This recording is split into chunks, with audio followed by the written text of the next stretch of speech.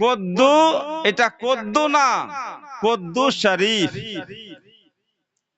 খাবেন তো নেকি হবে, জোরে বলুন সুবহানাল্লাহ। কারণ কদ্দু আমার রাসূল সাল্লাল্লাহু তাআলা আলাইহি ওয়াসাল্লাম খেয়েছেন আর খেতে পছন্দ করেছেন, জোরে বলো। গরুর মাংস খেয়েছেন বটে, কিন্তু পছন্দ করেছেন কি করেন আল্লাহর রাসূলই জানে, কিন্তু কদ্দু নবী খেয়েছেন আর পছন্দ করেছেন, এতে সওয়াব আছে, এতে নেকি আছে। বিরাদার মুআজ্জাজ সামিনে কেরাম, তো সওয়াবের জিনিসকে যদি কেউ বলে যে আমি খাবো না, এটা খাওয়া পাপ আছে, গুনাহ আছে, তার কথা মানা যাবে? যাবে না।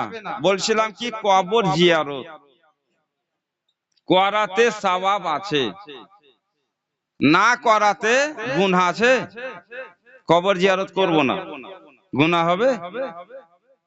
গুনাহ তো হবে না, কিন্তু জিয়ারত যদি করি তো নেকি হবে, সওয়াব হবে। তো বিরাদার মুআজ্জাজ, যে জিনিসে নেকি আছে, সওয়াব আছে, সেই জিনিসটি নবী মুস্তাফার যুগে মানা হয়ে গেল।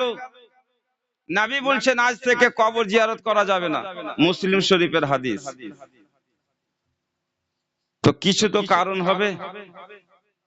মাইকটা এরকমই বাজবে নাকি? আর হবে না, হয়তো কোনো ব্যাপার নাই, থাকতে দেন। হ্যাঁ, যদি হয়তো করে, নাহলে কোনো ব্যাপার নাই। সব রকম মাইকে বলে আদত আছে, সুরেও বলে আদত আছে, যেমন মাইক তেমন ওয়াজ হবে ইনশাআল্লাহ। মাইকটা ভালো আছে, যদি পারে তো করেন, না তো কোনো ব্যাপার না। দুরূদ শরীফ পড়ুন। আল্লাহুম্মা সাল্লি আলা মাওলানা মুহাম্মাদ ওয়া আলা আলি